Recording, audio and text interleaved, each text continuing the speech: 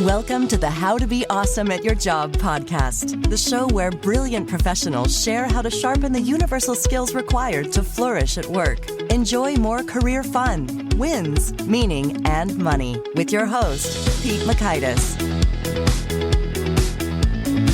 Hello, and thanks so much for joining us here for episode 648 with Diane DiResta. If you have seen and heard your fair share of suboptimal online meetings, Diane's got some pro tips for how you can not be part of that problem to have an awesome screen presence. You'll learn 1, the simple change that dramatically improves your presence. 2, cost-efficient tips for improving your audio. And 3, expert tips for engaging your virtual audience. So if you want to check out the show notes or the transcript or the links to items we've referenced, drop on by awesomeatyourjob.com/EP648. And if you're visiting us at awesomeatyourjob.com, I encourage you to sign up for the Gold Nugget email list, which provides summary insights from Diane and every podcast guest who's gone before her. You can do a quick read of their wisdom of an episode in about 2 or 3 minutes. So that's the Gold Nuggets at awesomeatyourjob.com. Diane DiResta, CSP, is the founder and CEO of DiResta Communications, Inc., a New York City consultancy that serves business leaders who deliver high-stakes presentations, whether one-on-one, in front of a crowd, or from an electronic platform. A certified speaking professional, DiResta is one of only 12% of speakers to hold that designation. She was the president of the New York City chapter of the National Speakers Association and former media trainer for the NBA and WNBA. Big thanks to Diane for sharing her wisdom with us. And big thanks to our sponsors. Check them out.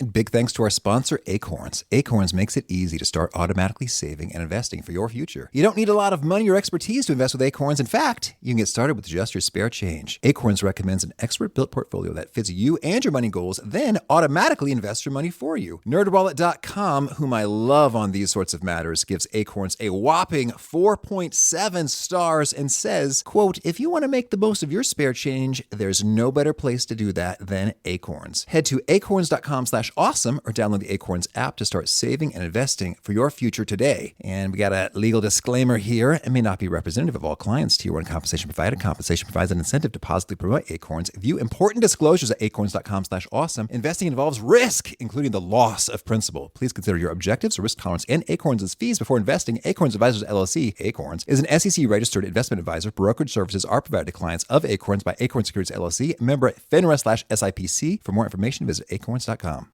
One sponsor to check out is Harvard Business Review. This brilliant magazine, published at hbr.org, is the leading destination for smart management thinking. Fun fact, HBR has been mentioned in 108 episodes of the show. That's because HBR has great stuff that comes up often. They've got explainer videos, podcasts, real-world case studies, and much more. I think of HBR each night that I put on my special orange glasses. Their article, "Will Blue Light Glasses Improve Your Sleep?" revealed that those who wore them reported better sleep and a 7% improvement in work performance as compared to those who wore the sham glasses. So I cite HBR anytime anyone tells me that I look silly wearing them. Now, much of HBR's content is available for free when you sign up at their site. Subscriptions that get you unlimited content cost $10 a month. If you visit hbr.org/subscriptions and enter the promo code AWESOME, you can save 10% off of that subscription. Again, to save 10% off of your HBR subscription, go to www.hbr.org/subscriptions and enter the promo code AWESOME. Now, here's Diane. Diane, thanks for joining us here on the How to Be Awesome at Your Job podcast. It's great to be back. Yeah. Well, it's great to have you back. And, well, yeah, a lot of things have evolved since our last conversation. Well, so much of your business has now shifted to a whole boatload of virtual meetings, presentations, trainings, interactions. Yes. Tell us, how's that shift in experience gone for you?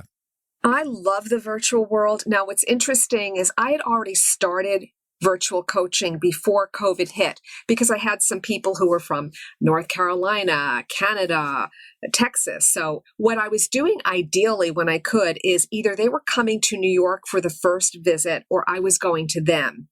And then it worked really well virtually. But once COVID hit, it was all virtual and I didn't get any pushback from people. I had one client who I started with in person. He had one session left and he didn't want to do it virtually. And then finally he realized this might be a year or so. And he said, let me do it. And so he realized it's working really well. So I've done training sessions, speaking engagements, and coaching virtually. I really like it. Okay, cool. Well, so you're a pro and you have made the transition like a pro. Can you share with us any surprises in your own personal experience as you've made the transition? Well, the first thing I did immediately is I went for certification. So I'm now a certified virtual presenter. Oh, interesting. Yeah, Where does one get that? through eSpeakers. Okay. Oh, that's right. I have seen that little icon Yes. there. Sometimes we recruit guests from eSpeakers because they have a huge database of experts. Pro tip, podcasters. Yes. And so, well, it was important for my credibility.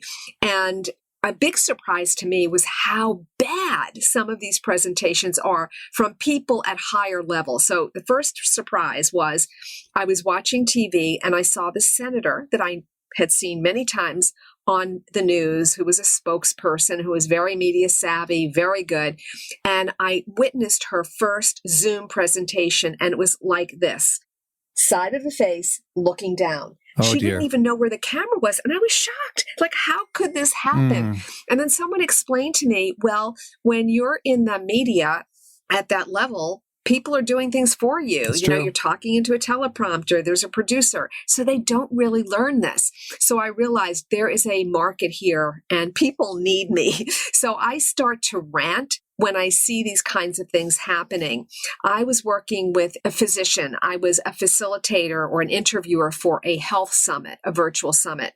We had a conversation beforehand. We met about 5 minutes before the meeting.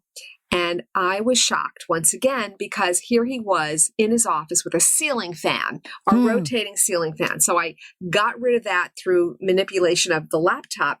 But then his backdrop was so messy. There were tons and piles of books and papers and files, and there was nothing I could do. So here's what people need to realize. You are communicating a message, and that messy background interferes. Number one, it's a distraction to the message, but secondly, it's communicating another message about your presence. So there are some people who feel or believe that if they have really good credentials and they have very good content, that that's what counts. But no, if you have a mess behind you, you're communicating sloppiness. So what does that mean? Is your research sloppy? Is your presentation sloppy? So it's really important.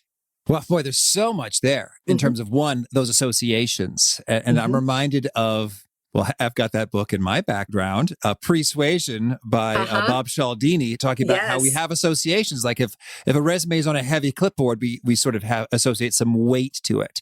If you're given a warm cup of tea, you might have some warmth toward the person who shared that. And so there's some studies that point to that. And so then how much more so when it's your entire background, that which is in my field of view as I'm beholding you is messy. Like that association will pop up all the more so. Absolutely. So this is what's different. And this is why I'm helping people translate stage presence into screen presence, because the 3D world is very different from the virtual platform. So one of the things people have to realize is they need to stage themselves. When you go into a meeting in a 3D world, the meeting room is there. You go into a conference room, the overhead lighting is there, the table is there. You don't do any of that. But when you're recording from your home or home office, you need to change the way that looks. You need to take control. So you become a producer, and the staging is very important. It's the backdrop, the background. And so when I talk about staging, it's what's your backdrop? So you have a few options. One is a screen. I have a room divider, and what that allows me to do is hide any mess so that I can be camera ready in a pinch. And we just had this experience a moment ago. You saw the mess behind me, and there was no dial to change the backdrop. So I took my screen out. So that's the first thing. It's a physical screen. Secondly, you can change your backdrop. I use Zoom a lot, and so you can upload your own backdrop. Now, here are some choices. One is if you want to promote, if you want to communicate your brand, you can create your own. So what I have is my logo on one side and my book and my certified virtual presenter on the other side. So it's speaking for me. But you can have a nice scene, a beach scene or a mountain scene, and that's very calming. Or you can have a regular real world backdrop. So for instance, if you have a lovely living room or a very calm, soothing office, and that's real, use it. but make sure that it is supporting you, that it supports your brand. So I would say be mindful and be strategic. What is it that you want to communicate? Now, let me explain why this can impact you on your job. People take this lightly. When we first came to the virtual platform post-COVID, people were very casual. They were showing up in their hoodies. But then we got over that because we realized this is here to stay. Well, I had a client who said to me, listen, Diane, full disclosure. In the beginning, we hired a vendor and they did 4 hours of virtual training. And I still don't like how my team is showing up. They're too casual. They're too lax. So I came in and I did a 2-hour workshop. And one of the things we did is staging. And so they learned how to center. They learned about lighting. They learned about backdrops. They learned about anything that would distract. So what was fun is I had them look at still pictures of people in a frame, and they had to critique it. And then I had them do it on each other. So I'd call on someone and say, all right, Pete, we're going to have someone else look at you. So Joe, take a look at Pete right now. What would you say about him if you were coaching him on his backdrop, on his staging? And it was very enlightening for them. And they realized that, oh, this is about presence. It affects your executive presence. So your screen presence can't be lax. Yeah, absolutely. And I feel that in many regards, in terms of visually, as well as auditorily. And before I go there, since that's a whole other ball of wax, I love that technique there associated with having peers review each other, because they, and sometimes they may have something they've been wanting to say for months. That thing has been annoying me. Well, we don't do it that way. Right, certainly. Well, in terms, I'm sure it's constructive and uplifting and positive and useful and so forth. So that's great right there in terms of a great way to get feedback, because I think a lot of times we don't even see that stuff because we're just so accustomed to it. Sometimes I don't even see my own mess in the house if it's been there for a long time. It's like, oh yeah, I guess there's no reason whatsoever for that thing to be hanging out there. But someone else coming in will say, if we're good friends, like, what's up with that randomly shoved in the corner? Well, I had another client and I had done a similar workshop for them. And then they got a new CEO, and the HR person contacted me and said, listen, I want you to talk to his assistant because the way he's showing up, he really needs your training.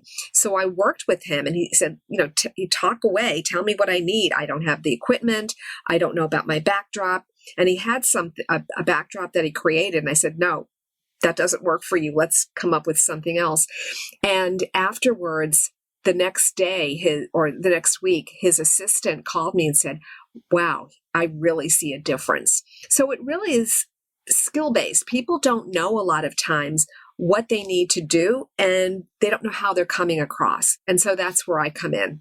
Absolutely. But actually, to also follow up on the point you brought up at the beginning, it's skill-based. And if you are senior, you may very well have people that are handling all kinds of things for you. And so you need that skill, and it could really be a blind spot. So great that we're shining a spotlight on that right now. But now I got to hear, if this person made the time to construct their own background, but it wasn't working for them, what makes a background bad? Well, here's the thing. He didn't construct it. It was one of those backgrounds that you can download. And it looked like it had flip charts on the floor. Oh. And I said, it doesn't look right. Let's take it out. In fact, when he had no backdrop and he was in a regular office, that actually looked better. So he just needed the feedback. Sure. Okay. So there could be any number of reasons why something doesn't fit. And maybe flip charts on the floor, I don't know, if you're a design thinking coach, might be perfect. Like, that really gets me in a creative space. Right. Yes, but not for a CEO. All right. It did not communicate his brand and his level. So again, I tell people, be strategic. How do you want to be perceived? Because you have the power, you have the control over how people are going to perceive you by how you show up. And we all know the studies about the visual and the impact, and it takes 7 seconds or less to make a first impression. And boom, as soon as you turn on the camera, they see that. And that's their first impression. So make it positive, make it powerful. Well, we talked about sort of the visual components here. I'd love to talk about audio, and I'm going to try not to dork out too hard here, because I'm pretty intense about this. Well, Diane, you've seen the booking process. Mm-hmm. The choices are you going to be in a professional studio or should I send you a headset? Those are the only two choices. And you can debate what constitutes professional in terms of audio. But that is my experience that if something is unpleasant to hear, well, one, there's those associations again. It's like, I just don't like the feeling of you talking.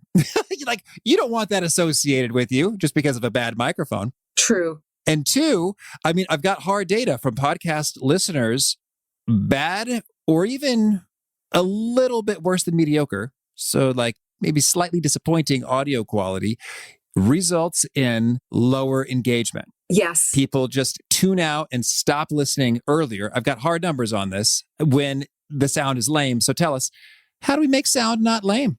Well, you're exactly right. If you have to air, people will forgive you, let's say on YouTube, if your lighting isn't great, but not the audio. The audio is really key. So how do you make your sound good? The first thing is, the worst kind of sound is when you talk directly to the computer because it sounds tinny. And I know when I see these news shows and they bring in experts and they're talking to their computers, it's irritating for me to listen to. Now, do you mean the computer's internal microphone, talking to the computer? Yes. In Okay. other words, you don't have any external mic. You're just talking to the internal mic.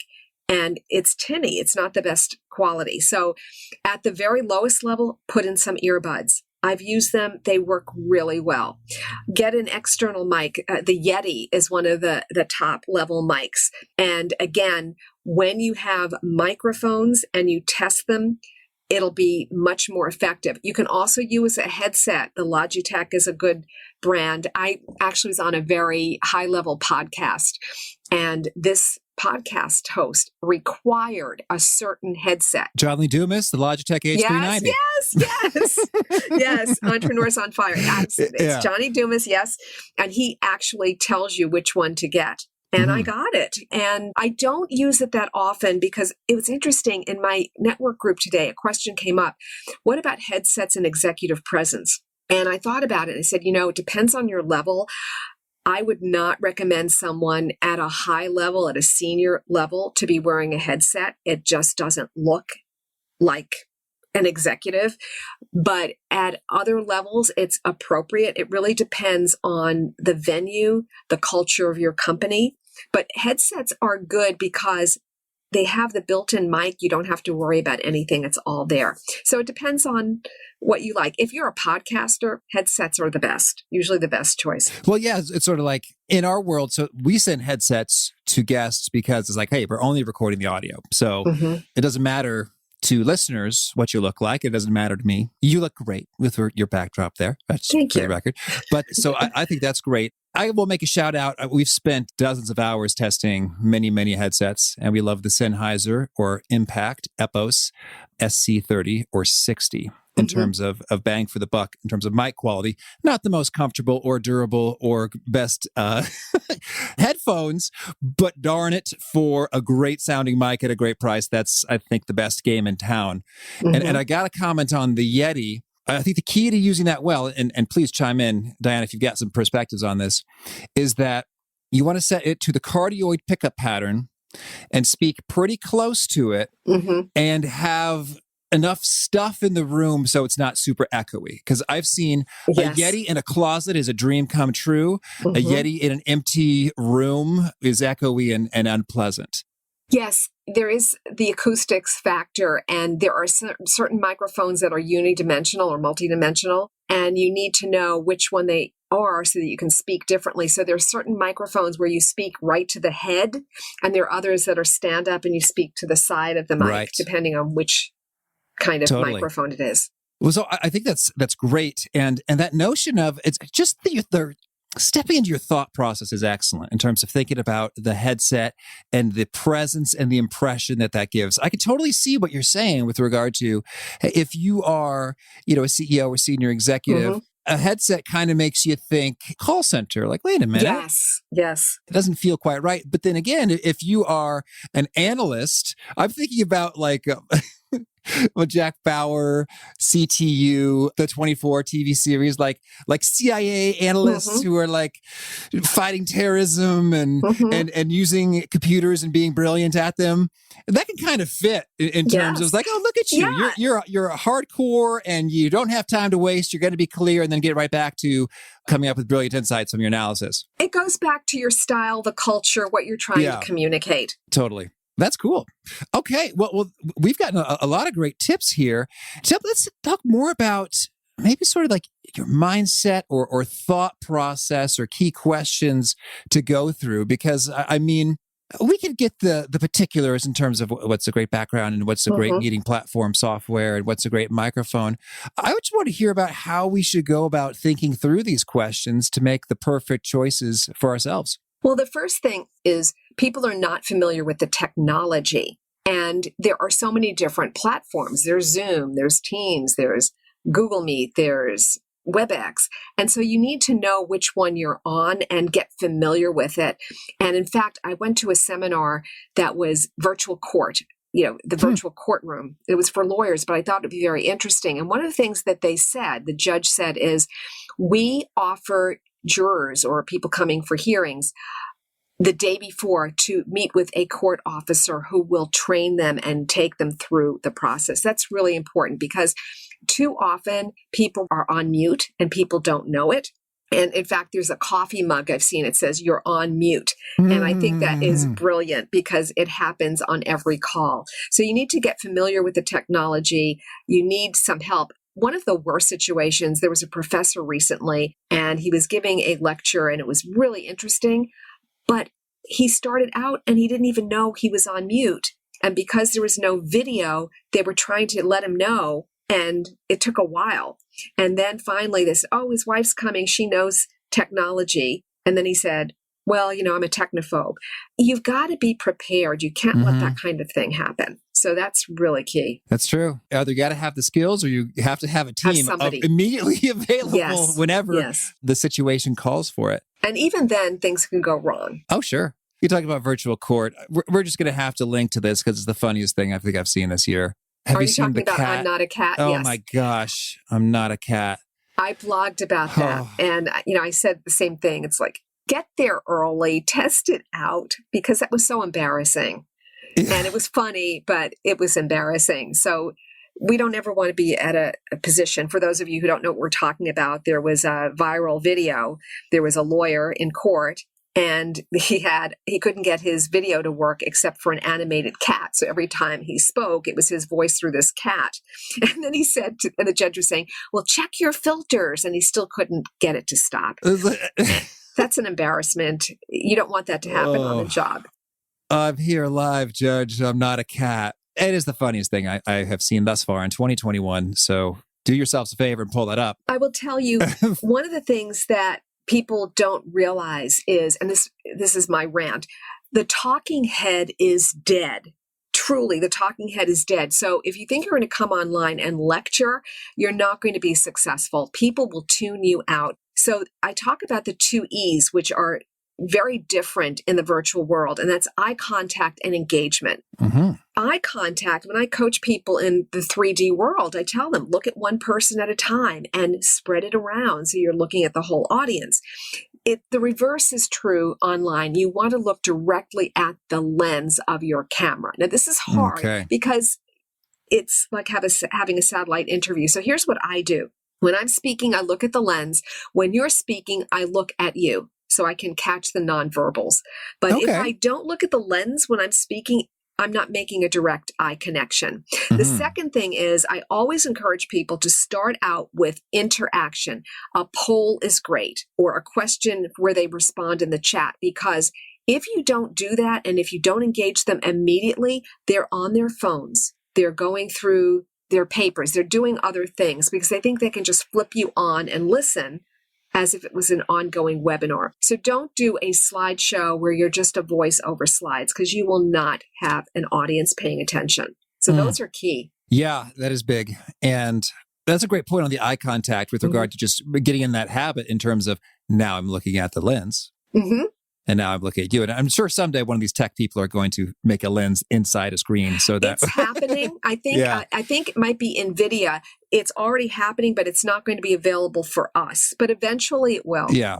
So here we are. And I think that's a good point with regard to conscientiously choosing that, because it makes an impact in terms of like, I have a different feeling when you are looking right at the lens. Mm-hmm.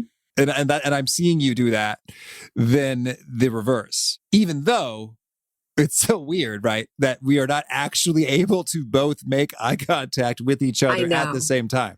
And that's one of the downfalls of the virtual world. But just think of yourselves almost as a broadcaster or an actor, and you're talking to the camera, and I can see you. I can't see your face, but I see you there in my peripheral vision. But now when you talk, I'm going to look at you. Yeah. That's great. And that's what I do these days. That's great. Well, let's talk about the engagement piece in terms of interactive, a poll.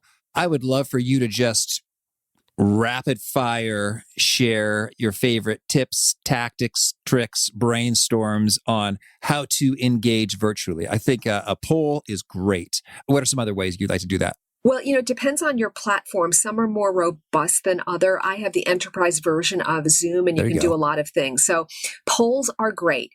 It can be a question answer, a one word or a sentence response, or it could be multiple choice. What's great about polls is they're fun because we can see them in the moment. One of the things that I do after a presentation is I raffle off a digital copy of my book, Knockout Presentations. And the way I do that is there's a virtual wheel, and I input everybody's name before the presentation, and then I go to that wheel and spin it so they can see it, and they can see their name, the spindle landing on their name. And it's a lot of fun. It keeps people engaged.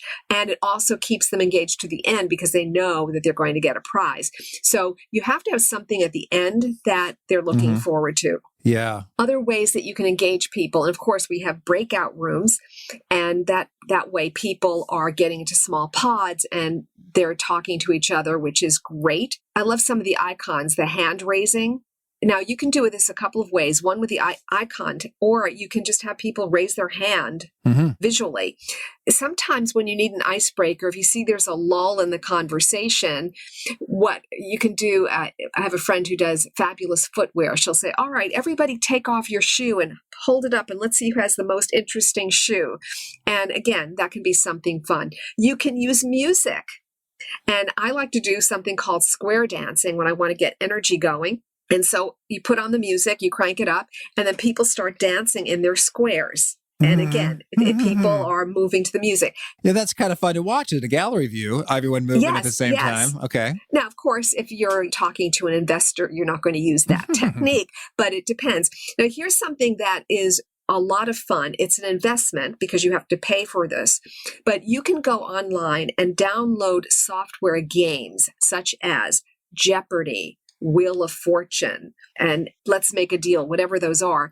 And then you can use them as part of your learning. So let's say you're doing sales training.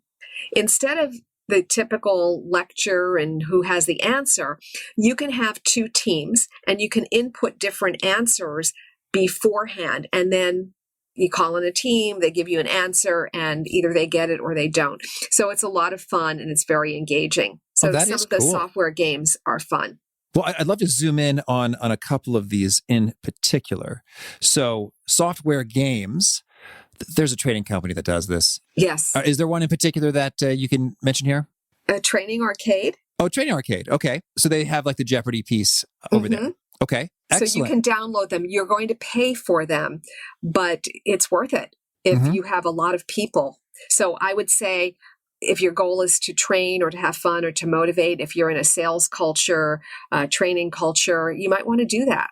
Okay. Excellent. And then your little spinny piece. The spinning wheel? What was that? That is called wheelofnames.com. Wheel of Names. Okay. Very cool. And what you do is you input the names in advance. So let's say I have 20 people who are coming. I would put those 20 names in. And then when I was ready, I would go to that page online and I would start spinning. It's so much fun. Well, and I think that's so cool is that just the ability to share your screen enables tons of things to be possible in terms of, I remember, and this is very rudimentary, but I remember when I have my mastermind meetings with my fellow podcasters, who are awesome. Everyone has been on the show and vice versa, as it should be with a mastermind.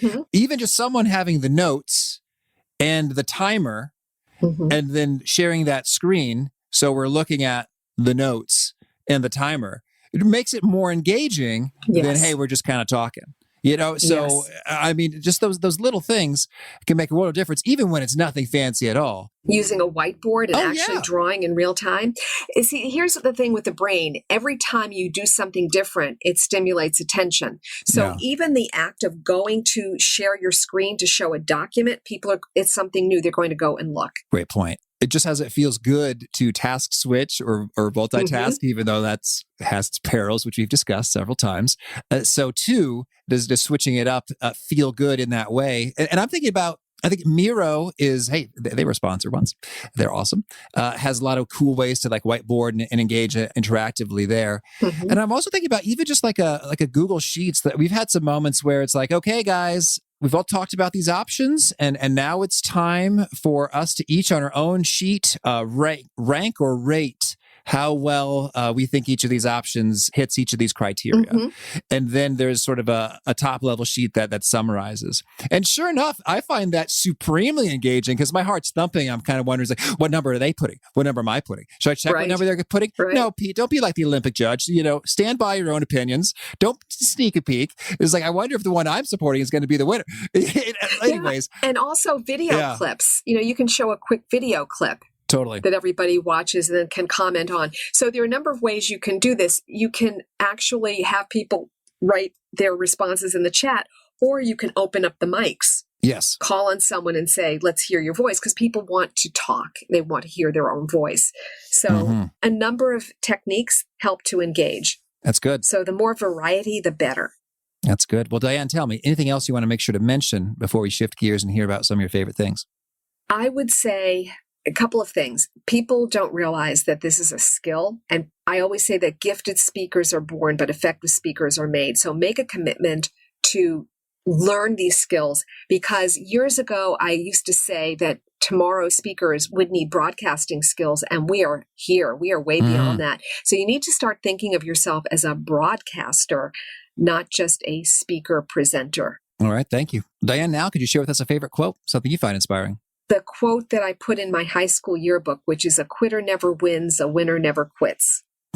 Thank you. And a favorite study or a piece of research? I like some of the research that's coming out about women. The one I read recently was, the belief that women are talkers.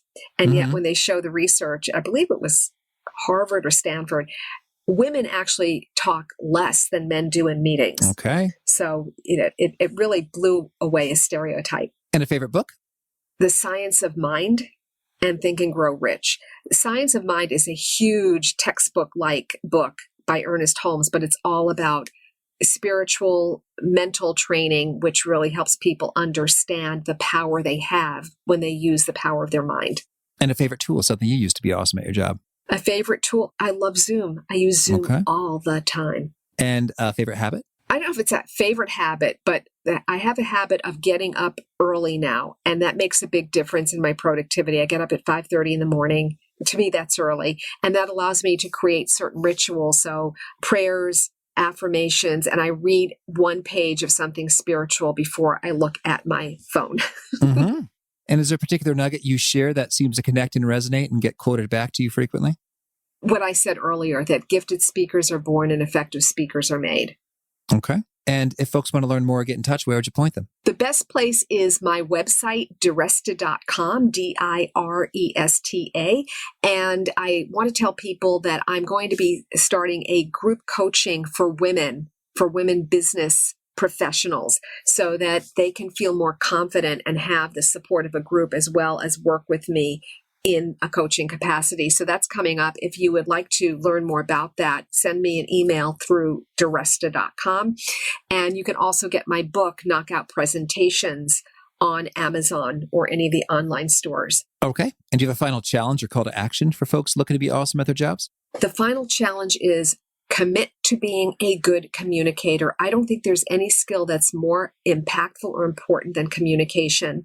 It doesn't matter how technically proficient you are or how smart you are, you need to be able to be a good communicator. So make a commitment, and make a commitment to be able to do that on the virtual platform, because this is not going away. All right. Diane, this has been a treat. Thank you. And I wish you lots of luck with all your presentations, virtual and in person. Thank you. And I wish you success on the platform of life, and may all your presentations be a knockout.